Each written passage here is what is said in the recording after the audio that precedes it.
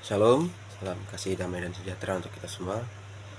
Di video kali ini kembali saya akan mereview resume pertemuan kedua saya, yaitu materi tentang masuknya agama Katolik di Indonesia pada abad ke-16 sampai 17, mata kuliah Sejarah Gereja Indonesia.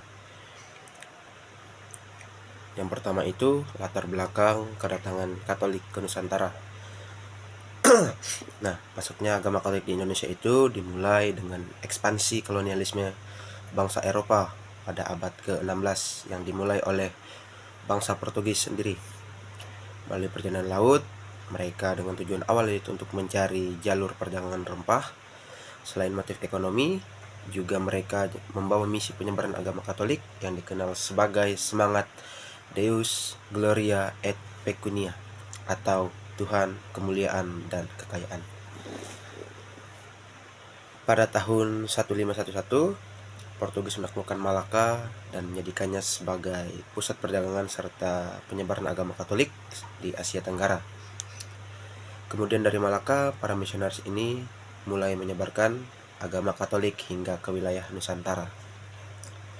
Yang kedua, misi Katolik di Maluku, yaitu pada tahun 1546 sampai 1547. Maluku menjadi wilayah pertama Nusantara yang menerima ajaran Katolik. Misionaris pertama yaitu adalah Santo Franciscus Xaverius, imam dari Serikat Jesuit atau SJ, yang datang pada tahun 1546 sampai 1547.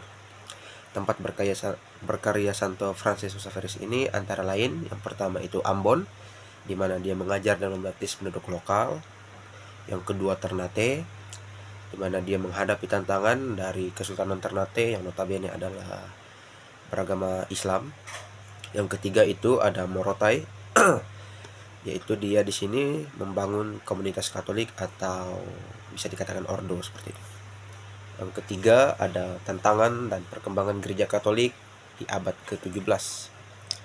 Nah, tantangan dimulai ketika Belanda atau VOC menguasai wilayah Nusantara. Mereka berusaha mengganti pengaruh misionaris Katolik atau misionaris Portugis dan menyebarkan agama Protestan, karena pada waktu itu Belanda yang datang itu adalah bisa dikatakan mayoritas Protestan. Kemudian ada beberapa peristiwa penting dalam periode ini. Yang pertama itu 1605, di mana VOC merebut Ambon dan mengusir imam-imam Katolik. Gereja-gereja Katolik itu dihancurkan atau diubah menjadi gereja Protestan. Yang kedua, pada tahun 1613, Belanda menguasai Solor dan mendesak umat Katolik untuk beralih ke Protestan. Kemudian 1641, Malaka jatuh ke tangan Belanda yang semakin melemahkan misi Katolik di Nusantara. Meski demikian, agama Katolik tetap bertahan di beberapa wilayah terpencil seperti Flores, Larantuka, Timor, dan Maluku Tenggara. Kemudian yang keempat, itu ada bertahannya Katolik di wilayah tertentu. Yang pertama itu Larantuka atau Flores Timur. Komunitas Katolik di Larantuka tetap bertahan dan berkembang berkat perlindungan dari raja-raja lokal yang sudah menerima ajaran Katolik. Hingga kini, Larantuka dikenal sebagai pusat Katolik tertua di Indonesia. Yang kedua, ada Timor dan Sumba. Wilayah ini juga mempertahankan iman di Katolik meskipun menghadapi tekanan dari Belanda.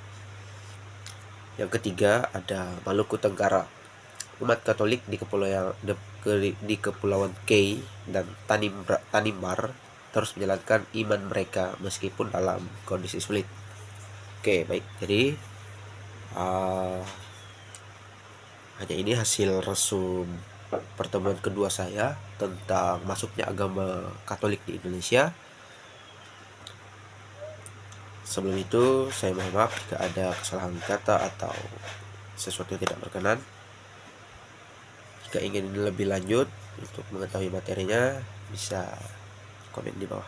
Terima kasih. Salve, selamat pagi.